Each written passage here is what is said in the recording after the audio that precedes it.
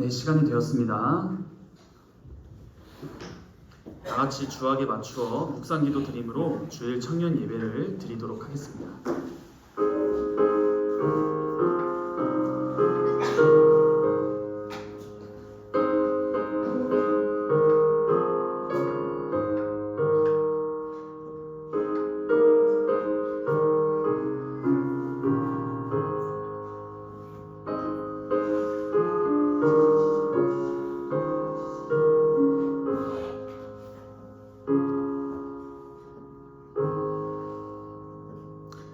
하나님이여, 사슴이 시냇물을 찾기에 갈급함같이 내 영혼이 주를 찾기에 갈급하니이다. 내 영혼이 하나님 곧 살아계시는 하나님을 갈망하나니 내가 어느 때에 나아가서 하나님의 얼굴을 배울까. 사람들이 종일 내게 하는 말이 네 하나님이 어디 있느뇨 하오니 내 눈물이 주야로 내 음식이 되었도다. 내가 전에 성의를 지키는 무리와 동행하여 기쁨과 감사의 소리를 내며 그들을 하나님의 집으로 인도하였더니 이제 이 일을 기억하고 내 마음이 상하는도다. 내 영혼아, 내가 어찌하여 낙심하며 어찌하여 내 속에서 불안해하는가. 너는 하나님께 소망을 두라. 그가 나타나 도우심으로 말미암아 내가 여전히 찬송하리로다. 내 하나님이여, 내 영혼이 내 속에서 낙심이 되므로 내가 요단 땅과 헤르몬과 미사엘 산에서 주를 기억하나이다. 주의 폭포 소리에 깊은 바다가 서로 부르며 주의 모든 파도와 물결이 나를 휩쓸었나이다. 낮에는 여호와께서 그의 인자하심을 베푸시고 밤에는 그의 찬송이 내게 있어 생명의 하나님께 기도하리로다. 내 반석이신 하나님께 말하기를 어찌하여 나를 잊으셨나이까. 내가 어찌하여 원수의 압제로 말미암아 슬프게 다니나이까 하리로다. 내 뼈를 찌르는 칼같이 내 대적이 나를 비방하여 늘 내게 말하기를 네 하나님이 어디 있냐 하도다. 내 영혼아, 내가 어찌하여 낙심하며 어찌하여 내 속에서 불안해하는가. 너는 하나님께 소망을 두라. 나는 그가 나타나 도우심으로 말미암아 내 하나님을 여전히 찬송하리로다. 아멘. 사도신경은 우리의 신앙 고백을 요약한 것입니다. 찬송가 앞면에 있는 사도신경을 펴서 읽으며 우리의 신앙을 고백하도록 하겠습니다. 우리가 무엇을 믿습니까? 전능하사 천지를 만드신 하나님 아버지를 내가 믿사오며 그 외아들 우리 주 예수 그리스도를 믿사오니 이는 성령으로 잉태하사 동정녀 마리아에게 나시고 본디오 빌라도에게 고난을 받으사 십자가에 못 박혀 죽으시고 장사한 지 사흘 만에 죽은 자 가운데서 다시 살아나시며 하늘에 오르사 전능하신 하나님 우편에 앉아 계시다가 저리로서 산자와 죽은 자를 심판하러 오시리라. 성령을 믿사오며 거룩한 공회와 성도가 서로 교통하는 것과 죄를 사하여 주시는 것과 몸이 다시 사는 것과 영원히 사는 것을 믿사옵나이다. 아멘. 다 함께 찬송가 24장 찬송하겠습니다.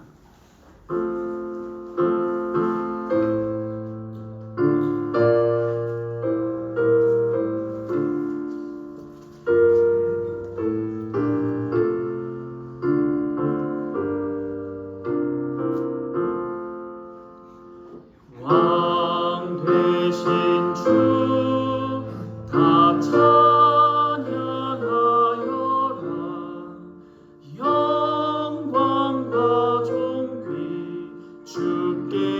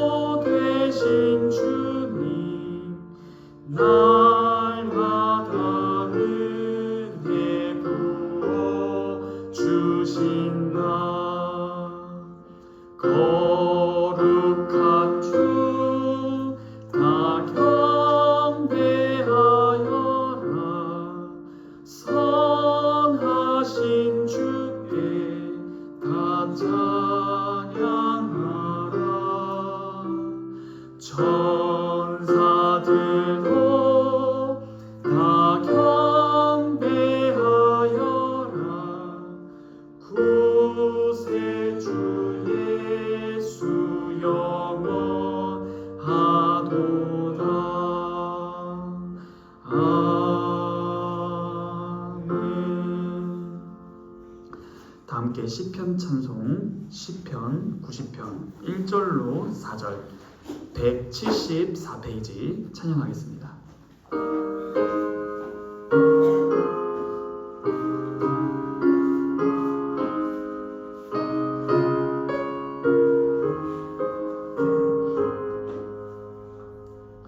주여 주는 우리 이들의 거처가 되시며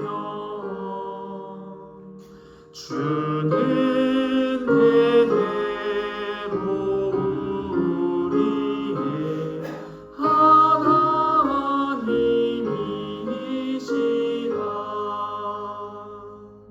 주는 땅과 세계 만물 조성하셨으니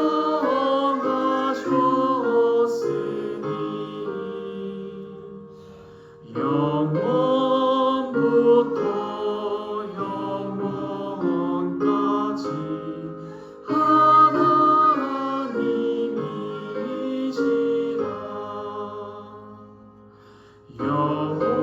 여호와는 사람들을 댓글로 돌리니 주의 목전에 천년이 하루가 나이다. 아멘. 제가 대표로 기도하도록 하겠습니다. 거룩하신 하나님, 우리의 아버지, 감사합니다. 주님을 찬양하기 위하여 저희가 이 자리에 모였고, 또한 주님을 찬송하게 하려고 저희를 구원하신 주님, 저희의 구원을 돌이켜 본다면 너무나 감격스러워서 현재 온 세상에 존재하는 어떤 단어로도 표현할 수 없을 만큼, 한마디로 주님의 속성에 따라서 고백합니다. 하나님, 감사하고 사랑합니다. 하나님은 사랑이시라 말씀하신 것처럼 진실로 주님의 구원을 묵상할수록 아버지의 사랑이 너무나 뛰어나고 너무나 영광스럽습니다. 하나님, 저희의 찬양을 받아주시고 저희의 이 예배를 받아주사 무엇보다 저희에게 필요한 말씀을 공급하사 저희가 매 순간 살아갈 때에 날마다 주님과 동행하는 것이 얼마나 기쁜지도 가르쳐 주시옵소서. 저희는 너무나 모르고 부족하고 결핍투성입니다. 하나님 앞에 설 수 없는 죄인인 것을 고백하게 됩니다. 그러나 우리 주 예수 그리스도로 말미암아 저희에게 주신 선물, 이 믿음으로 저희가 구원을 얻었습니다.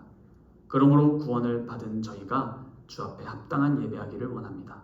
그러므로 성령 하나님, 이 시간 저희 모두에게 역사하사 주님께 집중하며 이 짧은 시간이지만 주님의 크신 사랑을 풍성히 맛보아 누리는 그런 성도의 교제를 허락하여 주시옵소서. 주님과 날마다 교제하며 살아가는 그 기쁨, 복음의 충만함을 날마다 맛보길 원하고 허락하여 주실 것을 믿사오며 이 모든 말씀 살아서 역사하시는 우리 주 예수 그리스도의 이름으로 감사하며 기도하옵나이다. 아멘. 다 함께 시편 찬송 시편 100편 찬송하도록 하겠습니다. 194페이지입니다.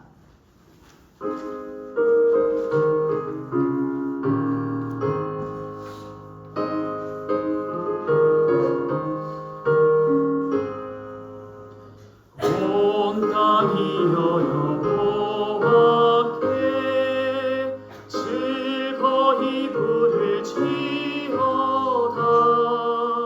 기쁨으로 경배하며 찬송하며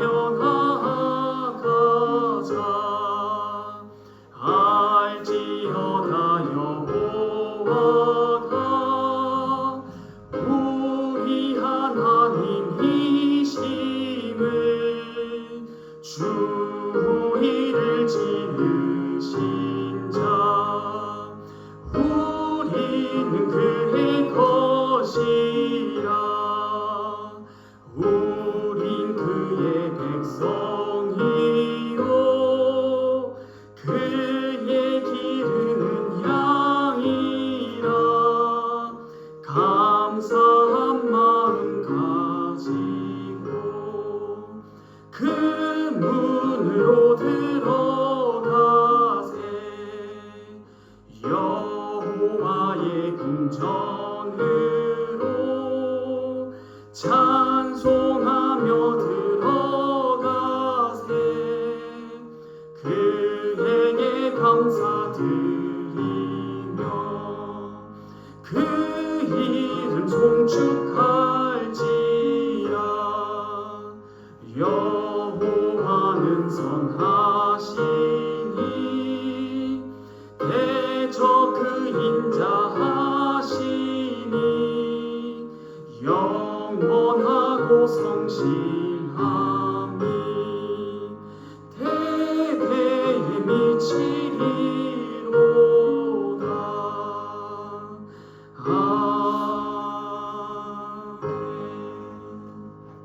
다 함께 찬송가 50장 부르시면서 준비하신 예물 드리도록 하겠습니다. 찬송가 50장은 1절만 부르겠습니다.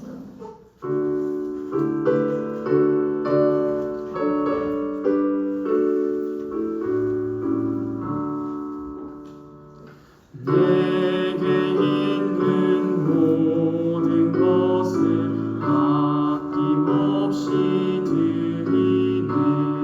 사랑하고 의지하며 주만 따라 살리라.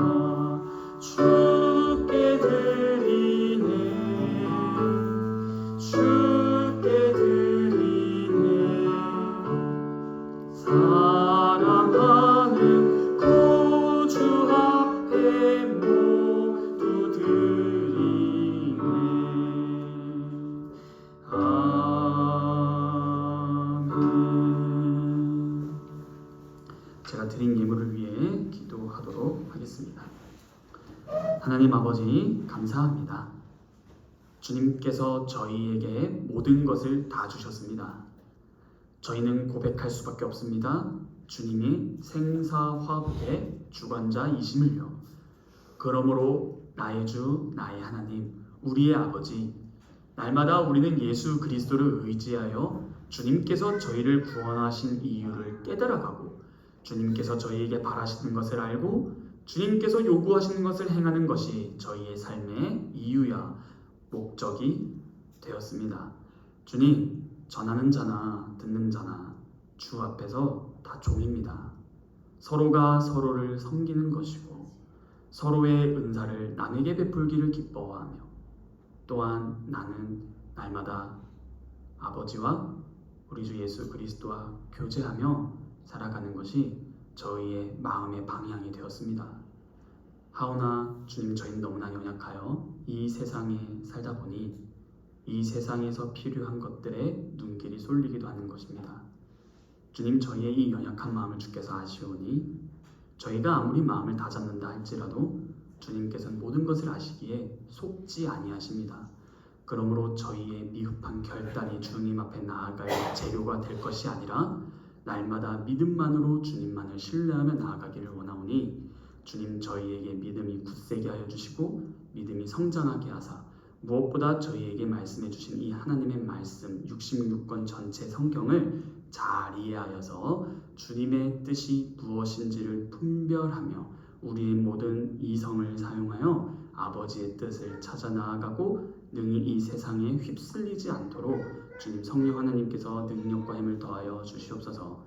주님, 저희의 이 예물뿐만 아니라 예물을 대표하여 드렸으니 저희 전부를 다 받으사 저희에게 필요한 말씀, 꼭 필요한 말씀을 허락하여 주시기를 구합니다.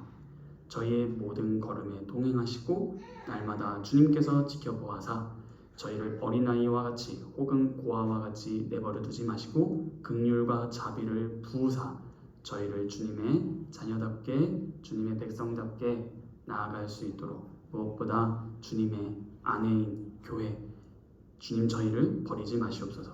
날마다 주님께서 저희에게 은혜를 부어 주셔야만 살 수 있사오니 은혜 부어 주시기를 멈추지 말아 주시옵소서. 날마다 예수 그리스도의 이름으로 주 앞에 나아가오니 성령 하나님 도우사 하늘에 계신 아버지의 뜻대로 행하는 저희 모든 청년부가 될 수 있도록 축복하소서. 모두에게 성령 충만하게 하여 주실 것을 믿사오며 이 모든 말씀 살아서 역사하시는 우리 주 예수 그리스도의 이름으로 감사하며 기도하옵나이다. 아멘. 오늘 우리에게 주신 하나님의 말씀은 마가복음 1장 1절로 8절입니다. 오늘 우리에게 주신 하나님의 말씀은 마가복음 1장 1절로 8절 말씀입니다. 다 찾으셨으면 하나님의 말씀을 제가 봉독하도록 하겠습니다. 하나님의 아들 예수 그리스도의 복음의 시작이라. 선지자 이사야의 글에 보라 내가 내 사자를 내 앞에 보내노니 그가 내 길을 준비하리라.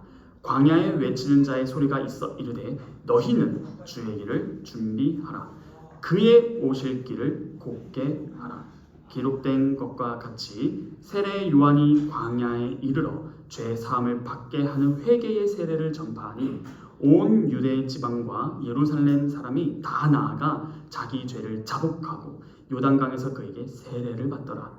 요한은 낙타털 옷을 입고 허리에 가죽띠를 띠고 메뚜기와 석청을 먹더라. 그가 전파하여 이르되 나보다 능력 많으신 이가 내 뒤에 오시나니 나는 굽혀 그의 신발끈 풀기도 감당하지 못하겠노라.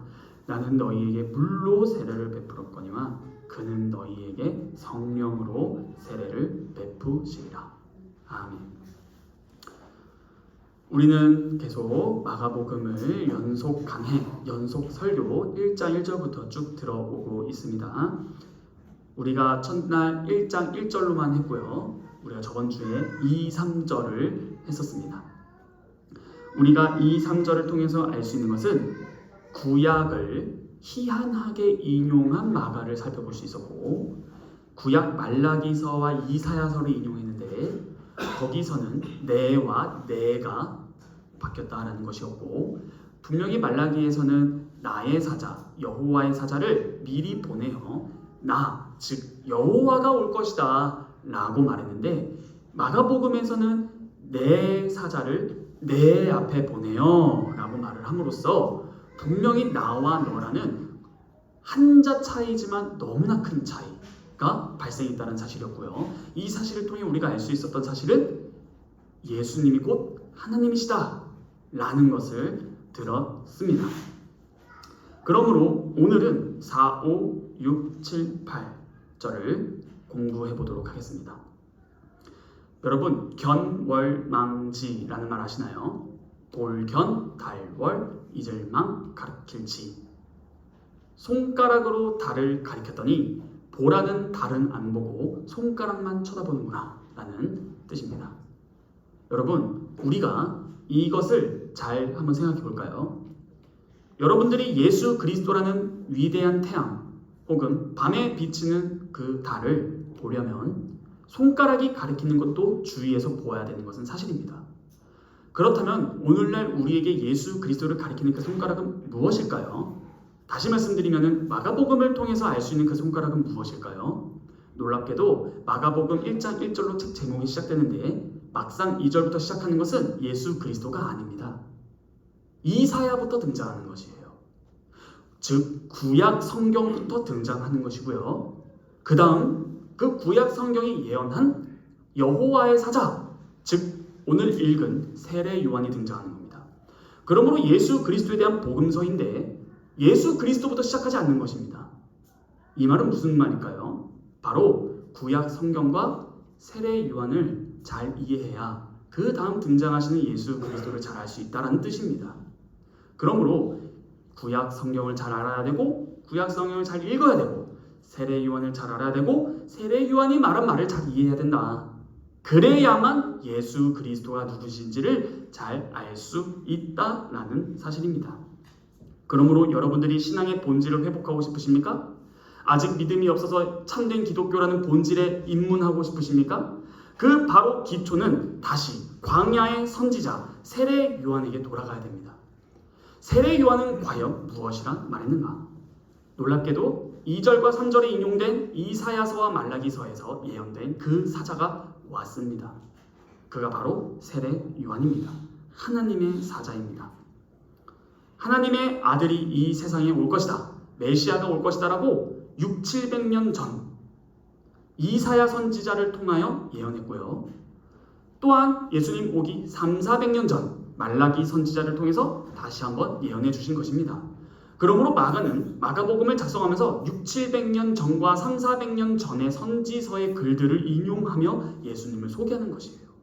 그러므로 구약 성경과 세례 요한을 잘 이해해야 된다는 말을 여러분들도 이제 잘 이해하실 것이라 생각합니다. 바로 주의 사자가 세례 요한입니다. 우리는 너무나 믿음이 연약하여 하루도 한 달도 1년, 2년도 견디기 힘든데 어떻게 우리는 100~200년, 1000~, 2000년을 기다릴까요? 그러나 하나님의 말씀은 영원한 하나님의 말씀인 까닭에 정하신 때에 반드시 틀림없이 이루어집니다. 그러므로 민수기 23장 19절 말씀을 제가 한번 읽어드리도록 하겠습니다. 하나님은 사람이 아니시니 거짓말을 하지 아니하시고 인생이 아니시니 후회가 없으시다. 어찌 그 말씀하신 바를 행하지 아니하시며 하신 말씀을 실행하지 않으시랴. 그러므로 600~700년 전, 300~400년 전에 말씀하신 그 하나님의 말씀이 지금 마가복음에서 성취되는 중입니다. 하나님을 믿는다라는 것은 그가 말씀하신 하나님의 말씀을 믿는다라는 것이고, 하나님의 말씀을 믿는다라는 것은 하나님의 약속의 성취가 아무리 더딜지라도 그 말씀이 반드시 이루어지고 말 것이다라는 것을 끝까지 믿는 것입니다. 그러므로 믿음에는 계속적으로 바라는 것이 있습니다. 그것은 무엇이죠? 바로 소망입니다. 믿음과 소망은 친구입니다. 동반자예요. 항상 믿음에는 소망이 따라오는데 그 이유가 뭔가 하니 믿는 내용을 소망하기 때문입니다. 그렇지 않습니까? 우리의 구원의 완성, 모든 것들을 여전히 우리도 믿고 있고 믿어가고 믿음이 완성될 것입니다. 오늘 본문을 살펴볼 텐데 핵심 주제는 두 가지입니다. 바로 세례 요한인데요. 이 세례 요한은 어떻게 백성을 준비시켰고 또한 주의 길을 어떻게 잘 준비했나, 준비에 대해서 살펴보면서 오늘 이 8절까지 한번 빠르게 살펴보도록 하겠습니다. 첫째, 요한이 백성에게 주님을 영접할 준비를 잘 시켜줬는데요. 그 준비가 무엇인가 하니 바로 세례를 베푸는 것이었습니다. 거국적으로, 즉 온 이스라엘 백성 민족들에게 세례를 베푼 것, 무슨 세례? 회개의 세례를 베푼 것이 요한이 한 행동입니다. 그렇죠? 그런데 이 갑자기 사자가 길을 준비한다, 주의 길을 구하라라 했는데 세례 요한이 와서 굳이 세례를 베푼 이유가 무엇일까요? 바로 3절과 4절을 평행 구조로 보면은 잘 보입니다. 자, 무슨 말인가 하니 3절과 4절에서 똑같이 평행되는 것이 나오는데요. 제가 저번 주에 말씀드렸죠. 3절에 광야에 외치는 자의 소리라는데 이게 사실 좋은 것이 아니라 광야는 준비하는 것에 붙는다고 말씀드렸었습니다. 그래서 외치는 자의 소리가 있을 때 너희는 광야에서 길을 준비하라, 이런 뜻이에요. 그러면 3절과 4절이 평행으로 되는데 외치는 자의 소리가 4절에서는 누구예요? 그렇죠. 이렇게 비교하면서 가자라는 거예요. 아, 외치는 자의 소리가, 즉 이 사람은 2절에서는 하나님의 사자였거든요. 하나님의 사자는 이꼴 외치는 자의 소리니까요. 근데 그게 4절에 비교해보면은 세례 요한입니다. 그 다음 똑같이 광야에서예요. 그쵸? 그 다음 3절에서 주의 길을 준비하라, 그의 오실 길을 곧게 하라 라는 것과 당연히 평행되는 것은 무엇입니까? 죄의 사함을 받게 하는 회개의 세례를 전파하는 것입니다. 그러므로 제가 저번 주에 어떻게 말씀을 맺었었죠? 우리도 주의 길을 준비해야 된다는데 그 핵심이 뭐라고 말씀드렸죠? 회개하라 인 것입니다. 그러므로 지금 요한은 백성을 잘 준비시켰고 그 말은 곧 주의 길을 잘 준비했다라는 말이 되는 것입니다.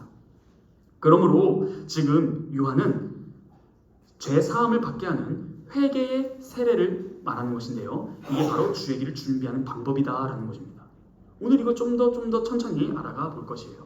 그런데 더 깊게 알아가 보기 전에 더 깊게 하나 좋은 휴게소로 한번 잠시 빠져보겠습니다. 여러분, 회개하시나요? 당연히 여의가 아니라 아이인 건 아시죠? 회개. 여러분들이 생각하는 그 회개는 무엇입니까?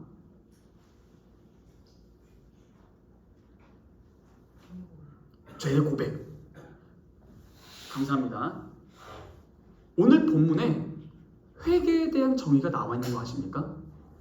바로 5절입니다. 분명히 회개 세례를 죄사함을 받게 하는 회개 세례를 전파했는데 5절 보십시오. 온 유대 지방과 예루살렘 사람이 다 나아가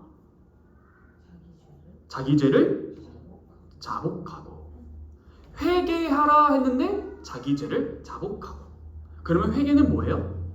자기 죄를 자복하는 겁니다. 아, 그렇구나. 그런데 여기서 이 자복이라는 게 무슨 말이죠? 저지른 죄를 자백하고 복종한다.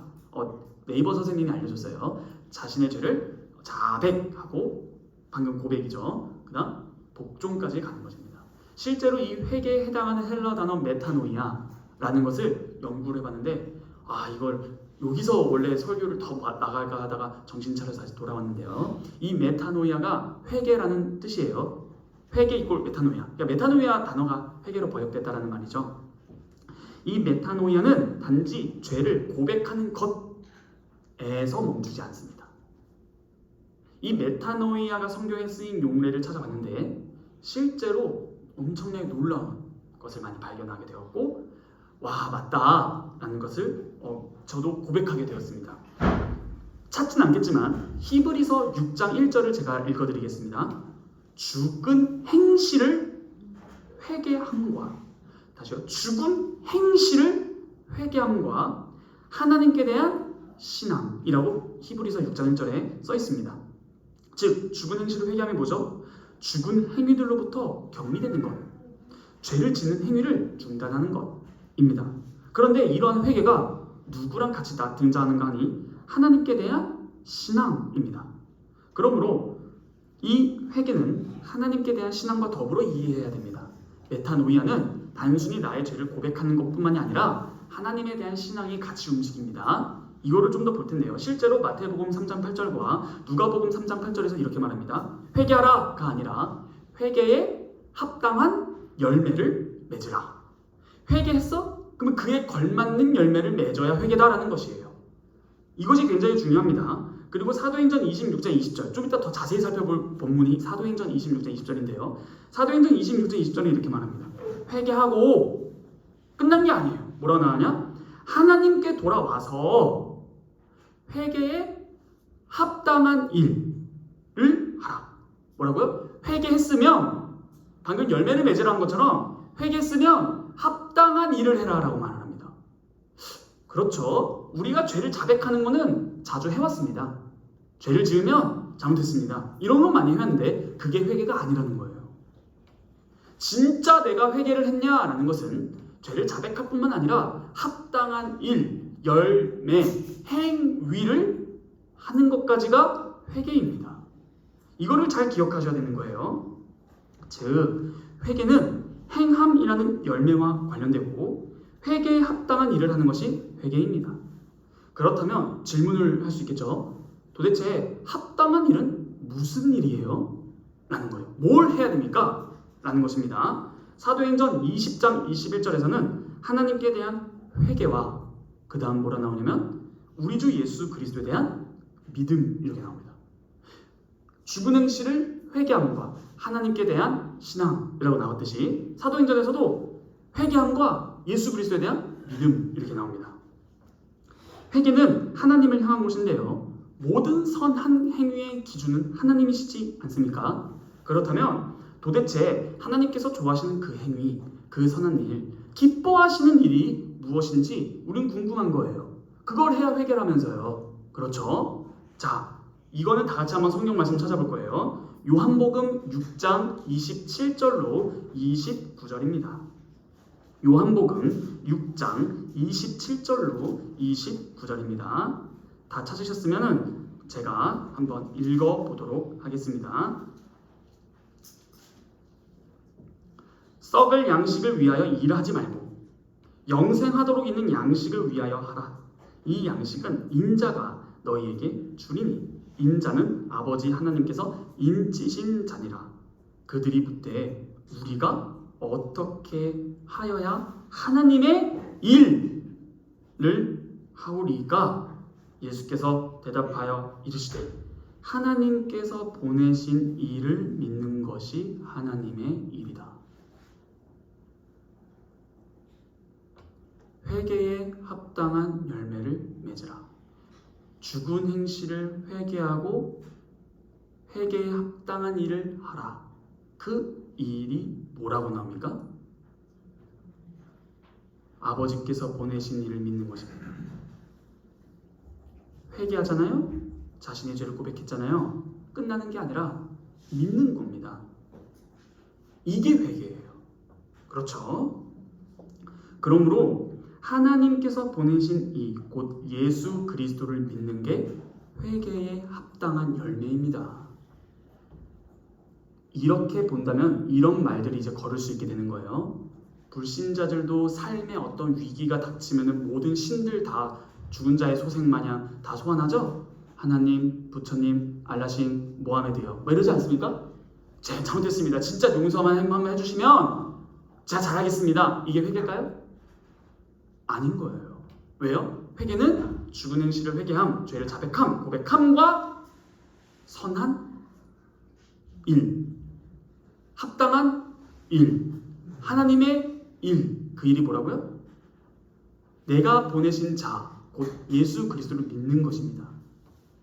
그러므로 이 믿음까지 나아가지 않는 것은 다 회개가 아닙니다. 이걸 뭐라고 할까요? 좀 이따 살펴보겠지만 회개가 아니라 이렇게 말합니다. 후회. 여러분들은 후회하신 겁니다. 방금 말씀드린 사도행전 26장 20절 한번 볼까요? 다 같이 찾아볼 거예요. 사도행전 26장 20절 이하절을 쭉 한번 볼 거예요. 여기서 너무나 놀라운 것이 나옵니다. 사도행전 26장 20절 이하절 32절까지 읽을 거예요. 다 찾으셨으면 제가 읽도록 하겠습니다. 상황 이미지를 머릿속에 잘 그려오면서 따라와 주시기를 부탁드립니다. 먼저 다메섹과 예루살렘에 있는 사람과 유대 온 땅과 이방인에게까지 회개하고 하나님께 돌아와서 회개에 합당한 일을 하라라고 전했습니다. 누가? 바울이. 유대인들이 성전에서 나를 잡아 죽이고자 하였으나 하나님의 도우심을 받아 내가 오늘까지 서서 높고 낮은 사람 앞에서 증언하는 것은 선지자들과 모세가 이거 배웠죠? 전후 선지서들과 모세오경이 반드시 되리라고 말한 것밖에 없습니다. 전 전한 것이. 전 성경 전했어요. 곧 그게 뭐였던 거예요? 그리스도가 고난을 받으실 것과 죽은 자 가운데서 먼저 다시 살아나사 이스라엘과 이방인들에게 빛을 전하시리라 함이니이다 하니라. 바울이 이같이 변명하며 베스도가 크게 소리내어 이르되 바울아 네가 미쳤다. 너 너무 많이 공부해서 많은 학문이 너를 미치게 한다 하니 바울이 이르되 베스도 각하 내가 미친 것이 아니오 참되고 온전한 말을 하는 중입니다. 왕께서는 이 일을 아시기로 내가 왕께 담대히 말하노니 이 일에 하나라도 아시지 못함이 없는 줄 믿나이다. 이 일은 한쪽 구석에서 행한 것이 아닙니다. 아그리빠 왕이요 선지자를 믿으시나이까? 믿으시는 줄 압니다. 아그리빠가 바울에게 이르되 네가 적은 말로 나를 권하여 그리스도인이 되게 하려는도다. 바울이 이르되 말이 적으나 많으나 당신뿐 아니라 오늘 내 말을 듣는 모든 사람도 다 이렇게 결박된 것 외에 포승줄로 묶인 것 외에 나와 같이 되기를 하나님께 원하나이다 하니라. 왕과 총독과 더니게와 그 함께 앉은 사람들이 다 일어나서 물러가 서로 말하되 회의하는 거예요. 야, 이 사람은 사형이나 결박을 당할 만한 행위가 없는데? 이에 아그리빠가 베스도에게 이르되 이 사람이 만일 가이사에게 상소하지 아니었다면 석방됐을 텐데 이 미련한 놈입니다. 자, 도대체 이게 뭘 말하는 걸까요? 지금 이 사도행전 26장 20절부터 32절까지 읽었는데요. 찬찬히 제가 하나씩 다시 봐드리도록 하겠습니다. 20절에서는 사도 바울은 분명히 회개하고 돌아와서 회개에 합당한 일을 하라고 말하고 있어요. 그리고 23절에서 그리스도의 복음을 설명하죠. 그게 뭐예요? 죽으심과 부활입니다. 우리 다 배웠어요. 복음, 그리스도의 죽으심과 부활을 전합니다. 설명합니다. 그러면서 27절에서 선지자에 대한 믿음을 말하고 있고요. 28절에서 놀랍게도 아그리빠 왕이 눈치를 채요. 뭐라고 눈치를 채요? 너 지금 나 전도하는 거지? 너 나 그리스도인이 되게 하라는 거지? 라고 말하는 거예요. 그리고 29절에서 바울은 모든 사람이 다 나와 같이 되기 원합니다. 그럼 뭐예요? 그리스도인이 되길 원합니다. 이런 거겠죠. 한마디로 모든 사람이 그리스도인이 되길 원해요. 그러면서 31절에 바울이 이렇게 말하죠. 사형이나 결박을 당할 만한 뭐가? 행위가 없다. 지금 사도 바울이 한 행위를 들어보니 사형이나 결박 당할 만한 사유에 해당하는 행위였던 거예요? 아니라는 거죠. 그러면 사도 바울은 무슨 행위를 했어요?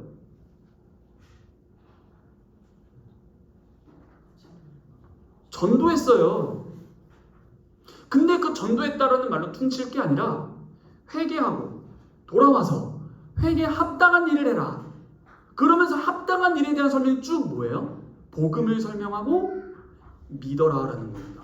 그것이 어떻게 증명돼요? 너 지금 나 그리스도인 되게 하려는 거잖아. 믿게 하려는 거잖아.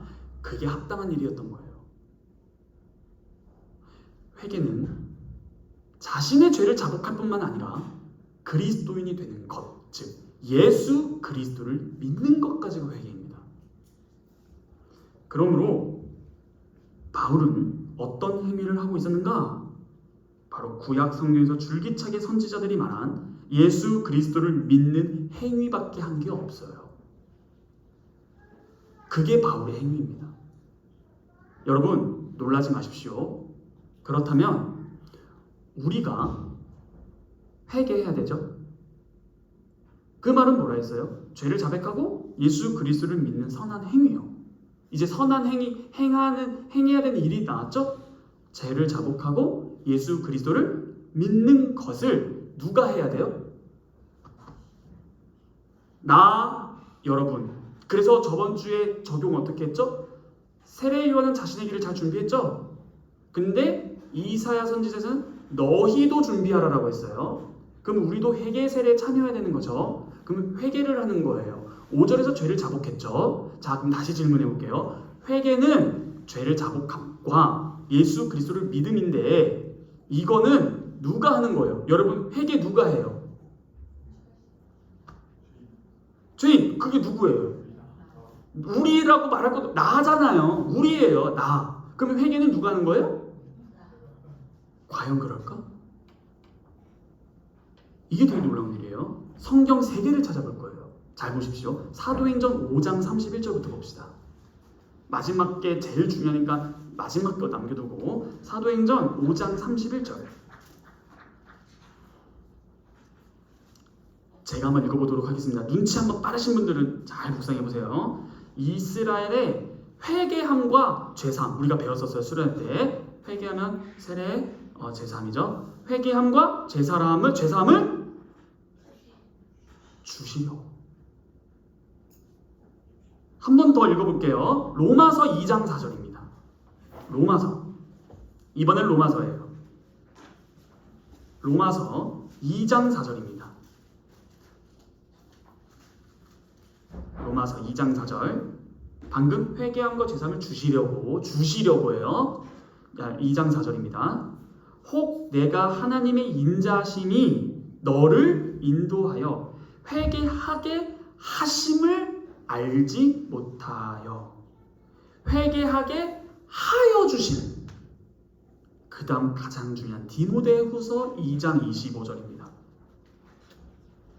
디모데후서 2장 25절입니다.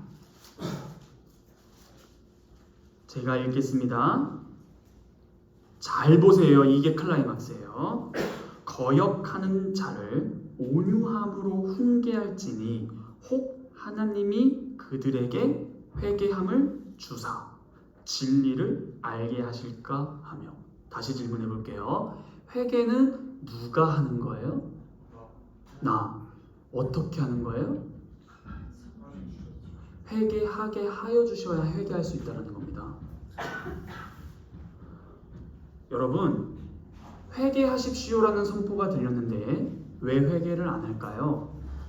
당연히 너가 회개를 안 한 거예요. 성경은 또 이면에 뭐라 말하냐? 하나님께서 회개하게 하여 주셔야 회개한다는 겁니다. 방금 회개가 뭐라 했죠? 죄를 자복함. 회개 안 한 사람 특징이 뭔지 아세요? 난 죄인 아니라는 겁니다. 또 뭐였어요? 예수 그리스도를 믿음이라 했어요. 분명히 요한복음을 살펴봤어요. 안 믿어요. 근데 이게 회개인데 회개를 안 하는 이유는 그 사람의 완악함인데 또 이면 성경 한 걸음 두 걸음 물러나서 다른 진리를 살펴보니 회개를 하게 하여 주셔야 회개도 합니다. 여러분, 그러므로 여러분들은 죄를 짓고 회개하고 나서 잘 안 되죠? 회개하게 하여 주셔야 됩니다. 이게 하나님의 절대적인 주권입니다. 왜요? 회개는 항상 구원과 밀접한 관련을 가지기 때문이에요. 지금까지 말씀드린 회개가 뭐예요? 곧 죄를 자백하고 선한 행위를 하는 건데 그 선한 행위는 예수 그리스도를 믿는 행위라고 했어요. 근데 놀랍게도 이 모든 것이 하나님께서 주시는 것입니다. 따라서 비록 회개는 사람이 하는 것이지만 그것을 가능하도록 하시는 분이 하나님이시다. 놀랍게도 회개한 사람이 이걸 깨닫는 겁니다. 왜요? 회개하게 하여 주셨으니까요. 다른 말로 하면 믿음을 주셨으니까요. 고린도후서 7장 10절입니다. 제가 읽겠습니다. 하나님의 뜻대로 하는 근심은 후회할 것이 없는 구원에 이르게 하는 회개를 이루는 것이요 세상 근심은 사망을 이루는 것이다. 명확하게 대조돼요. 회개와 후회요. 회개는 구원에 이릅니다. 후회는 사망에 이릅니다. 후회 누가 했어요? 가룟 유다입니다. 가룟 유다 회개했죠? 나 잘못했다고 은 던지고 가지 않아요. 다시 돌려주고. 그걸 뭐라고 말한다? 후회. 그러고서 뭐예요? 믿음으로 가는 게 아니라 목매달아 죽어서 자살하죠. 그 다음 배 창자 다 터져서 나왔다라고 성경이 적나라하게 말합니다. 그러므로 회개와 후회를 헷갈리지 마십시오. 여러분들이 해야 하는 주의 길을 준비하는 것은 회개이지 후회가 아닙니다. 여러분들이 일상생활 속에서 하는 것은 후회일 가능성이 농후하다. 믿음까지 나아가는 겁니다. 주님 잘못했어요. 죄 지었네요. 후회예요. 그러므로 여러분들은 이 말씀을 이제 너무나 반가워할 거예요. 에베소서 2장 8절입니다. 제가 읽겠습니다. 하나님의 말씀을 들으십시오. 너희는 그 은혜에 의하여. 먼저가 뭐가 나와요? 은혜에 의하여. 그 다음 나온 게 뭐예요? 믿음으로 말미암아. 은혜에 의하여 믿음으로 말미암아 구원을 받았으니. 그러면서 마지막에 이렇게 끝납니다. 이것은 너희에게서 난 것이 아니요 하나님의 선물이라. 은혜로 말미암아 믿어서 구원을 얻었는데 이 믿음은 하나님의 선물이다라고 말하는 겁니다.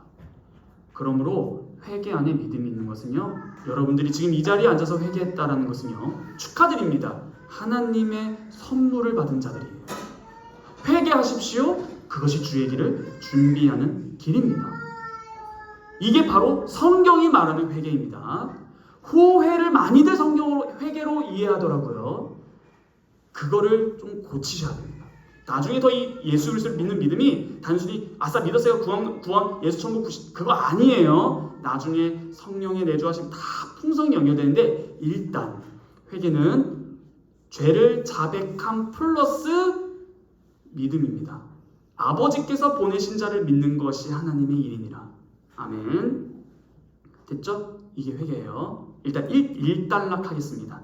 자, 다시 마가복음으로 돌아가겠습니다. 회개 끝났어요. 자, 이제 회개 우리가 주의 길을 준비하는 방법 배웠습니다. 자, 1장 마가복음 1장 5절입니다. 한번 마가복음 1장 5절을 보시면 제가 한번 읽어보도록 하겠습니다. 온 유대 지방과 예루살렘 사람이 다 나아가 자기 죄를 자복하고 회개했죠. 요단강에서 누구에게? 그에게 세례를 받더라. 자, 여기서 말하는 그에게 헬라어 휩아우투 뭐냐? 뭐뭐에 의하여. 자, 그러면 그에 의하여. 그가 누구예요?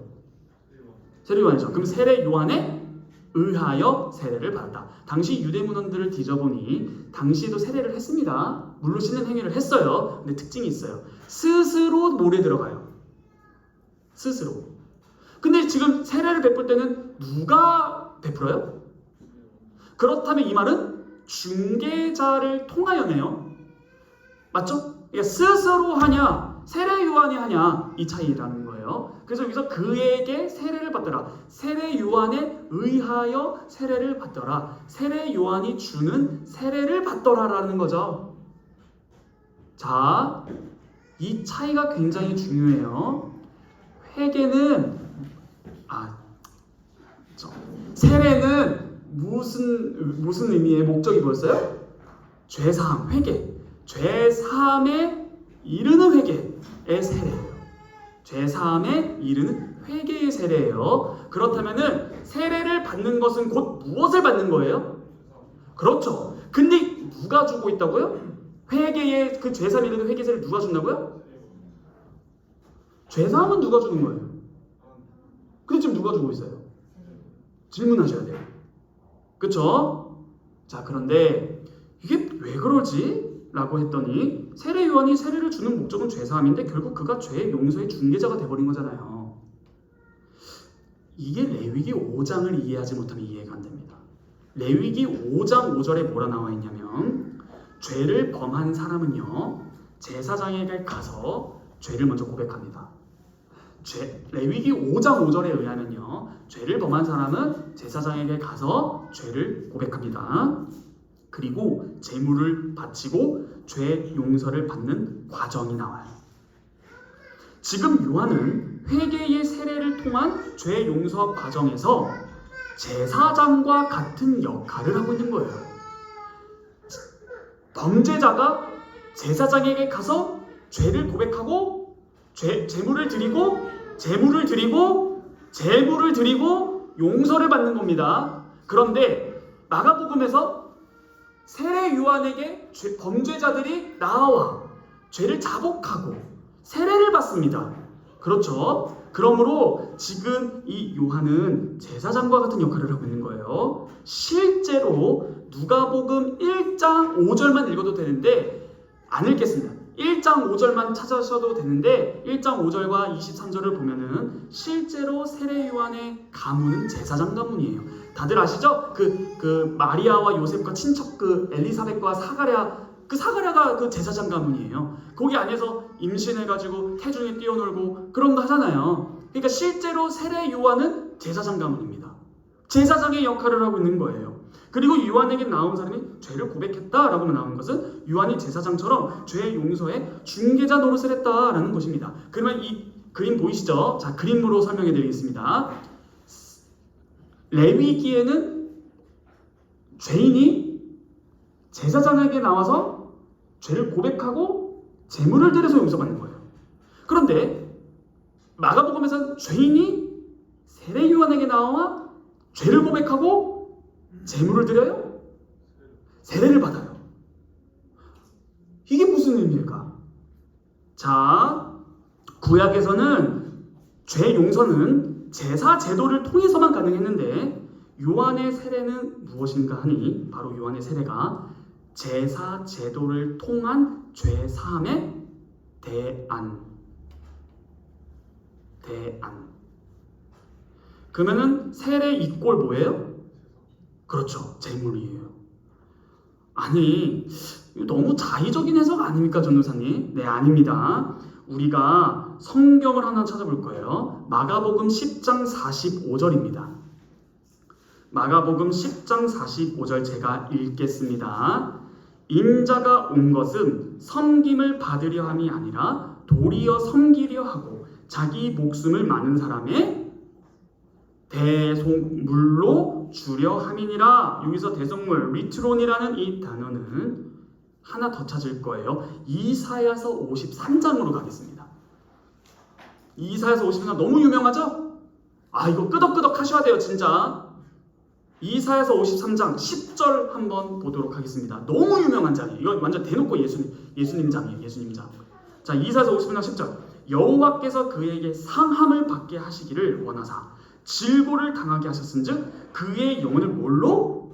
속건 제물로 드리기에 이르면 그가 씨를 보고 그의 날이 길 것이고 또 손으로 여호와께서 기뻐하실 때 성취. 자, 여기서 이 여호와의 종이 자기 목숨을 속건 제물로 드리는 배경이 있는데 이 바로 이사야 53장 10절의 다음 절인 11절에서는 속건 제물을 그가 많은 사람의 죄를 담당했다라고 나옵니다. 그러므로 지금 이 예수의 죽음은 죄 사함과 관련되는 거예요. 자신의 영혼을 속건 제물로 드린 것은 11절에 하면 죄 사함이에요. 그러므로 예수의 죽음과 죄 사함은 하나예요. 우린 다 알아요. 이미 결과를 십자가라는 것을요. 그런데 바로 이 예수가 대속물로서 방금 읽었던 마가복음 10장 45절이요. 대속물로 주려 합니다. 그 대속물로서 죄사함을 성취하시죠. 어디서? 십자가에서. 자, 이런 개념이 세워졌죠. 방금 그 레위기에 의거한 것과 세례요한 이거 다 말하지 않을게요. 그러면 뭐가 같다? 제사 제도, 제물을 드림으로 말미암아 용서를 받는 것과 세례를 받음으로 말미암아 용서받는 것. 그러면 요한의 세례는 구약의 제사 제도를 제사 제도를 통한 죄사함에 대한 대안이다라고 말씀드렸는데 됐죠? 개념이 됐죠? 그리고 마가복음 10장 45절과 이사야서를 봤어요. 이 개념이 됐으면 놀라운 걸 하나 봐야 됩니다. 마가복음 10장 38절입니다. 이게 대박 사건이에요. 자, 우한청심한 다들 드세요. 빨리. 심장 부여잡고 읽을 준비하세요. 자, 마가복음 10장 38절 제가 읽겠습니다. 예수께서 이르시되 너희는 너희가 구하는 것을 알지 못하는도다. 내가 마시는 잔을 너희가 마실 수 있으며 내가 받는 세례를 너희가 받을 수 있어? 예수님께서 겟세마네 동산에서 기도했던 거 기억하시나요? 주님, 이 잔을 내게서 거둬줘서. 근데 지금 이 세례를 동의어적 평행법, 즉 내가 마시는 잔과 내가 받는 세례 같은 의미예요. 그렇다면 이 세례는 뭐예요? 잔이잖아요. 잔이 뭐예요? 오, 피예요. 예수님께서 성만찬 때 이 잔을 마시라. 이 잔은 내 언약의 새 언약의 피니. 이런 말 하시죠? 그게 무슨 피인데요?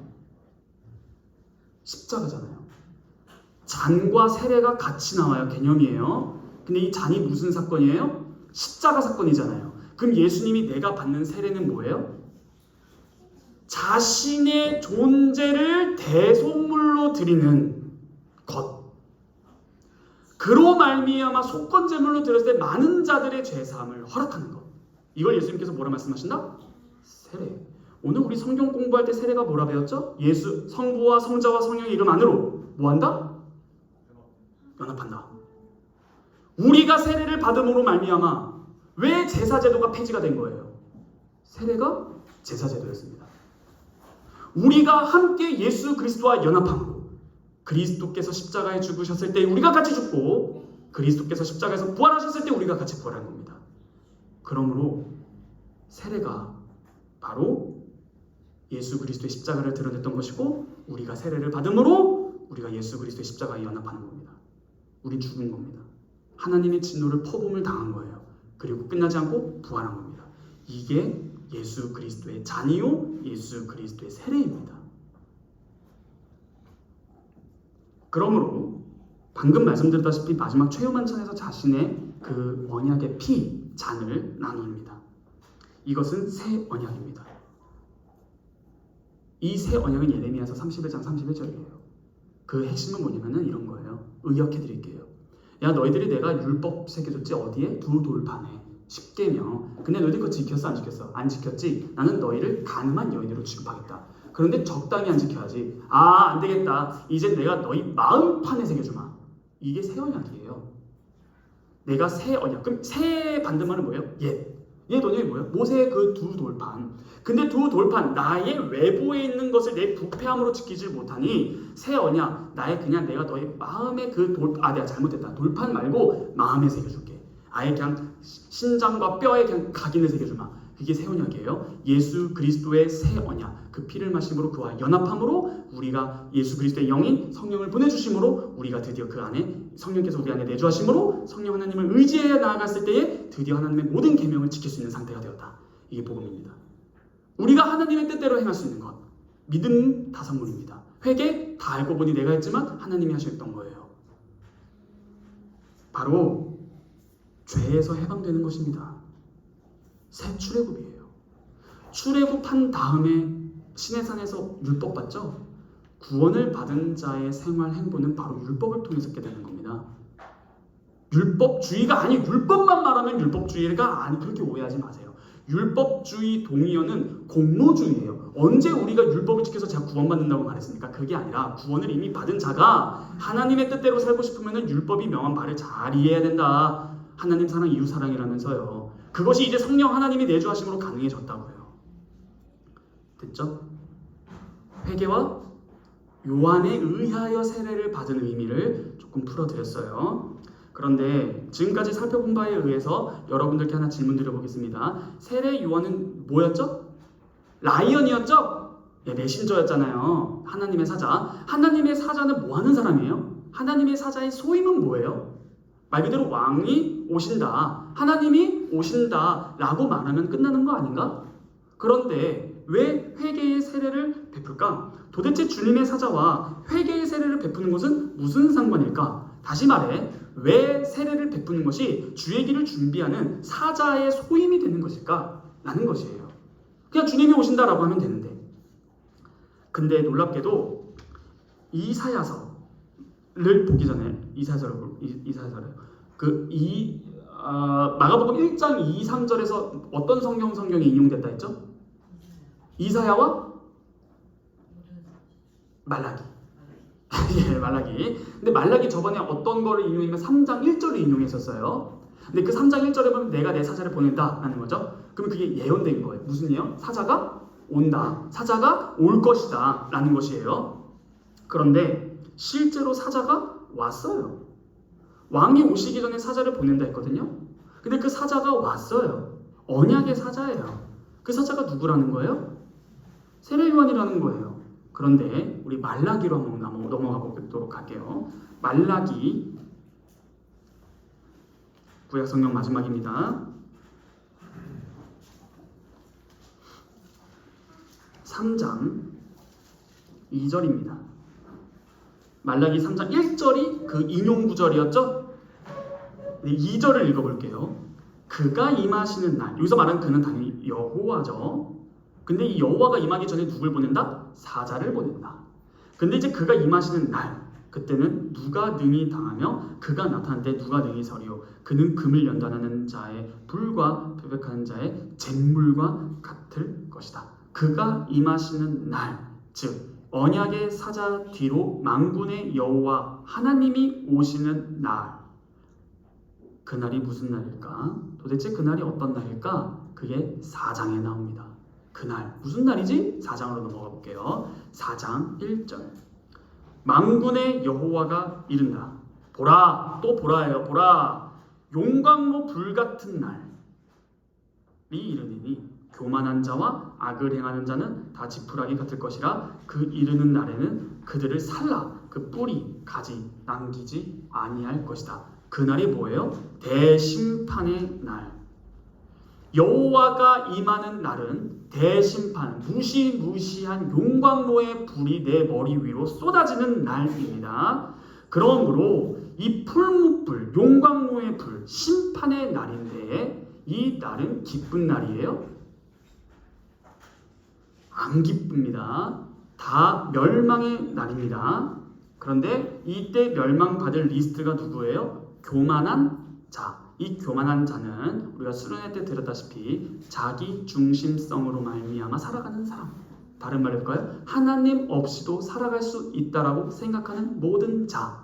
이 사람들이 왜 교만하고 다음에 나오는 게 악을 행하는 사람들이죠. 이 교만한 자와 악을 행하는 자는 거의 동의어예요. 왜요? 교만한 자가 뭐라고요? 자기 중심성. 자기 중심성의 발표는 뭐라고요? 하나님 없이도 난 살아갈 수 있다라는 거예요. 그래서 이런 말하죠. 세상 사람들이 하나님을 믿어야만 먹고 살아? 난 내가 열심히 일해서 먹고 살아. 난 내가 열심히 일해서 내 가족들 먹여 살리는 거지. 뭘 하나님이 먹여 살린다 그래? 라고 하는 사람이 교만한 자고 악을 행하는 자예요. 이게 왜 같은 말일까? 제가 예시 하나 드릴게요. 이 모든 세계는 다 하나님의 것입니까? 아멘. 자, 송이자매님 집에 누가 들어와서 냉장고를 막 뒤져서 요리를 막 만들어서 집에 가서 내 가족 먹여야지? 해요. 어떠세요? 하나죠. 왜요? 자기가 열심히 요리해서 가족을 먹여 살리는 선한 일을 하잖아요. 예, 그겁니다. 이 세상 불신자들이 착각하는 것 중 하나가요. 세상에 방금 그 비유처럼 하나님의 것인데 쓰고 내가 했다 합니다. 그래서 교만하고 악한 자예요. 소기자매 집에서 냉장고를 털면서 가족 먹이겠다 하면 그건 착한 일입니까? 가족 먹였으니까? 말 같지도 않은 소리. 그게 악이죠? 근데 그 악한 자의 특징이 뭐예요? 교만한 자입니다. 그 자들이 다스림을 당할 것이 최후의 용광로 심판대입니다. 이렇게 구약의 마지막 성경인 말라기는 구약 성경이 이렇게 엔딩이 나는 거 여러분들 아셨어요? 해피엔딩이 아니야. 새드 최악의 엔딩으로 끝나요. 뭐라고요? 다 쓸어버린다. 이게 구약 성경이에요. 용광로에 불을 너 머리 위에 퍼부어주마. 너는 누구라고요? 교만한 자. 하나님 없어도 돼. 악을 행한 자. 그러므로 악을 행하는 자예요. 말라기 4장 5절에서 6절을 보시죠. 마지막 절. 마지막이 마지막이죠. 또 보라 여호와의 크고 두려운 날. 그날입니다. 용광로의 날. 두려운 날이 이르기 전에 놀라운 게 나옵니다. 누구를 보낸다? 선지자 엘리야. 그러면 3장에서 나온 그 여호와의 사자는 누구예요? 엘리야예요. 아니 여호와께서 임하시기 전에 사자 보낸다고 했죠. 근데 지금 보라 여호와의 크고 두려운 날이 이르기 전 임재하지 왕이 오기 행차하기 전에 누구를 보낸다? 엘리야 보낸다. 근데 방금 마가복음에서 누구라고 했어요? 사자가? 이거 성경 틀렸네, 그쵸? 성경 틀렸다. 자, 다 일어나세요. 마가복음으로 가봅시다. 방금 마가복음에서 되게 독특한 말을 써요. 6절입니다. 다 같이 읽어볼게요. 시작. 요한은 낙타털 옷을 입고 허리에 가죽띠를 띠고 메뚜기와 석청을 먹더라. 왜 이렇게 세례 요한의 복장을 묘사할까요? 열왕기하 1장 8절로 가면 답이 나와요. 열왕기하 1장 8절. 다 찾으셨습니까? 다 같이 읽어보도록 하겠습니다. 시작.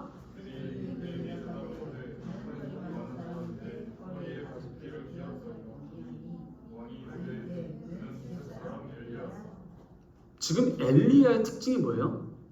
털과 허리에 가죽띠. 근데 지금 세례 요한에 대해서 상세하게 묘사할 때 뭐라고 묘사한다고요? 요한은 낙타 털옷을 입고 허리에 가죽띠를 띠었다. 지금 마가는 뭐라고 말하는 거예요? 엘리야다라는 겁니다. 실제로 나중에 예수님께서도 그렇게 말씀하세요. 엘리야가 이미 왔다. 근데 그거 아세요? 유튜브에 유대교 TV라고 쳐보세요. 실제로 한국인이 유대교를 개종한 사람 나옵니다. 그 사람이 예수가 메시아가 아니라는 이유를 말을 하는 것 중에 하나가 뭐냐면 엘리야가 안 왔다라고 말을 해요. 와, 진짜 문자적 엘리야. 그 엘리야. 안 왔습니다. 근데 왔습니다. 마가는 1장 6절에서 엘리야의 생김새와 요한의 생김새를 같이 제시합니다. 그러므로 지금 말라기의 그 사자는 엘리야입니다. 그런데 마가복음에서는 그 사자가 요한입니다. 근데 그럼 다시 말라기를 잠깐만 보시면은 그 요한이래. 여호와의 사자인 말라기 누구죠? 엘리야가 와서 뭐 한다고 했어요? 뭐 할까요? 와서 말라기 마지막 4장 6절 시작. 그가 아버지의 마음을 자녀에게로 돌이키게 하고 자녀들의 마음을 그들의 아버지로 돌이키게 하라. 돌이키지 않으면 저럴 건데 내가 와서 저주로 그 땅을 칠까. 이 돌이킨다. 이 히브리어 슈브가 헬라어 메타노이야. 회개. 그러면 선지자 엘리야가 와서 준비하는 길은 뭐였던 거예요? 그렇죠. 돌이키는 겁니다. 여호와의 길을 준비하라. 마지막 말라기 절을 보니 돌이키는 거였던 것입니다. 그러므로 여호와의 사자인 세례 요한이 와서 하나님이 오신다 라는 말이 아니고 회개하라 라고 한 말이 이제 풀렸습니다. 왜요? 엘리야가 와서 할 것이고 그 엘리야는 바로 세례 요한이니까. 종말에 나타날 엘리야, 그게 나타났습니다. 여호와의 크고 두려운 날이 임했다라는 말입니다. 진실로 임했습니다. 종말입니다. 이거 점차 살펴보겠지만 그 종말이 용광로의 불이 어디에 쏟아져요? 예수 그리스도에 다 쏟아져 버립니다.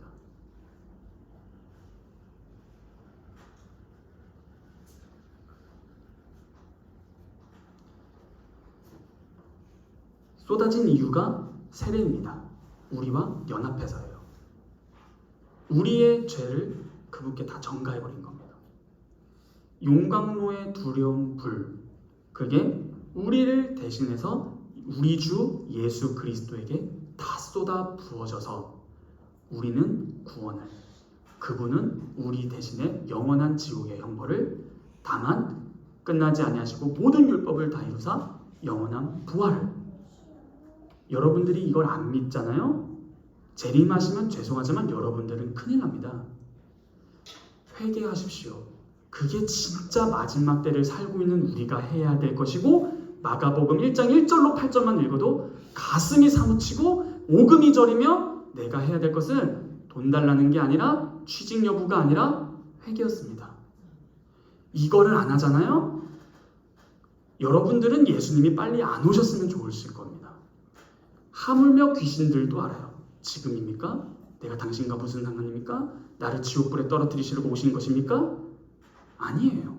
예수 그리스도께서 우리를 구원하고자 오셨는데 회개하지 아니하면, 다른 말로 죄를 자백하고 고백하고 내가 진짜 주님 앞에서 영원한 영광로의 불을 내 머리에 쏟아부어서 내 영혼이 다 쓸어버릴 때까지 받아야 할 죄인인 동시에 예수 그리스도를 믿음으로 내가 그와 연합하여 죄사함에 이르는 회개 세례를 받고 삼위일체 하나님과 함께 가족 구성원이 되어 나중에 최후 심판 때에서 착하고 충성된 종아 잘하였도다.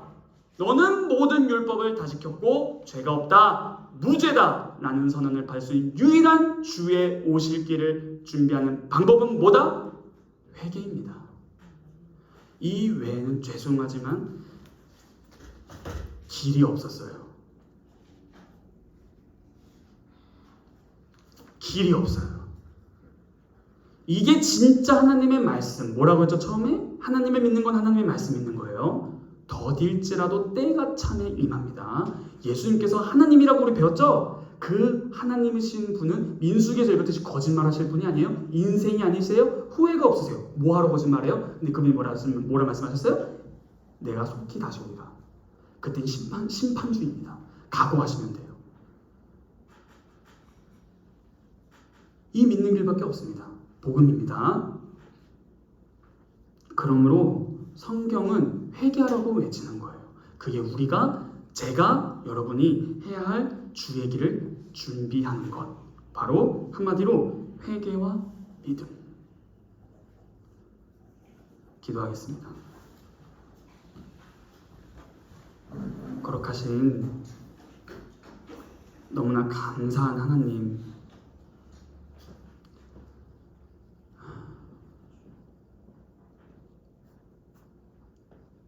놀랍게도 회개하지 아니하면 주의 크고 두려운 날 차라리 용광로에 내가 다이빙해서 자살해버리는 게 나을 것 같다는 생각이 들 정도로 수천도 수만도가 되는 그 불에 뛰어드는 것이 하나님의 진노를 받는 것보다 100배 1000배 낫다라는 사실이 곧 임할 것인데, 그 길을 피하라고 우리에게 특별 계신 성경을 주셨고 우리에게 그 길을 제발 피하라고, 너 제발 그 길 피하라고, 내 진노가 지금 너무 가까이 왔으니까 내가 지금 곧 올 거니까 속히 제발 피하라고, 주의 길을 준비하라고, 깨어서 준비하라고, 잠들지 말라고. 그 모든 한마디가 회개하라 였고, 더욱더 너무나 감사하면서 놀라운 것은 회개했던 존재는 나이지만 회개를 시켜주신 분이 하나님이시라는 것이었습니다.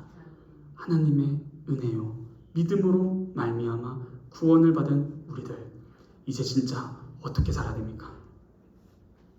이미 종말이 왔고 예수 그리스도의 머리 위에 용광로의 불이 나 대신 쏟아부어졌는데, 주님, 저희가 수련회 때 배운 것처럼 회개하고 죄사함에 이르는 회개의 세례를 받은 자는 죄사함과 성령을 선물로 받아 사도의 가르침에 힘쓰고 교제에 힘쓰고 떡댐에 힘쓰고 기도에 힘쓰는 것이 우리가 살아야 할 유일한 길입니다. 주님, 저희 청년부가 하나님의 말씀을 가까이 하게 하여 주셔서 말씀 읽고 참되게 회개하는, 단순히 죄를 고백하는 정도에 머무는 후회가 아니라 고백하고, 주님, 저 진짜 이제 죄 안 짓고 싶습니다. 예수님만 믿는 것이 유일한 길이라고 하셨으니 도와주십시오. 저에게 믿음이 너무 없어서 믿음을 더하사 회개하게 하여 주시기를 구합니다 라며 다 같이 기도하는 우리 청년부가 될 수 있도록 하나님 축복하소서.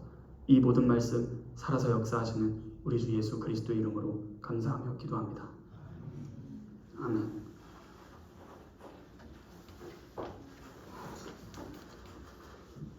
다 함께 찬송가 2장 찬송하겠습니다.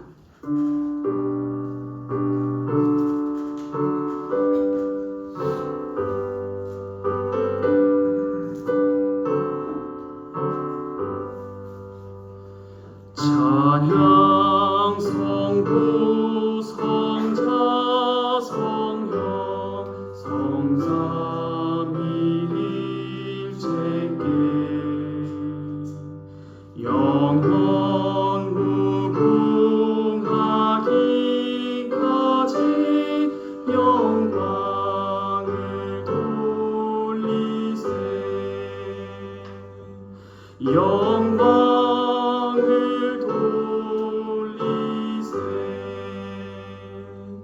아멘. 다 함께 주님께서 가르쳐 주신 기도로 기도하며 예배를 마치겠습니다. 하늘에 계신 우리 아버지여, 이름이 거룩히 여김을 받으시오며 나라에 임하시오며 뜻이 하늘에서 이루어진 것 같이 땅에서도 이루어지이다. 오늘날 우리에게 일용할 양식을 주옵시고 우리가 우리에게 죄진 자를 사하여 준 것 같이 우리 죄를 사하여 주옵시고 우리를 시험에 들게 하지 마옵시고 다만 악에서 구하옵소서. 대개 나라와 권세와 영광이 아버지께 영원히 있사옵나이다. 아멘.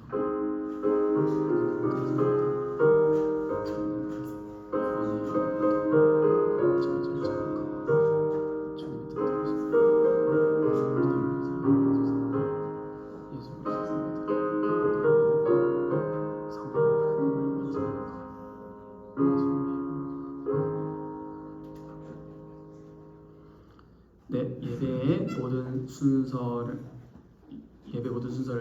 마쳤습니다. 원래 오늘부터 주보를 조금 이렇게 바꾸려고 했는데요. 이제 주보를 이제 종이로 여러분들께 직접 이렇게 다 나눠 드릴 생각입니다. 원래 이번 주부터 오늘부터 했었어야 되는데 이제 아마 다음 주부터 앞뒷면으로 이렇게 주보를 준비해서 나눠 드리도록 하겠습니다. 따로 혹시 광고 사안이 있을까요?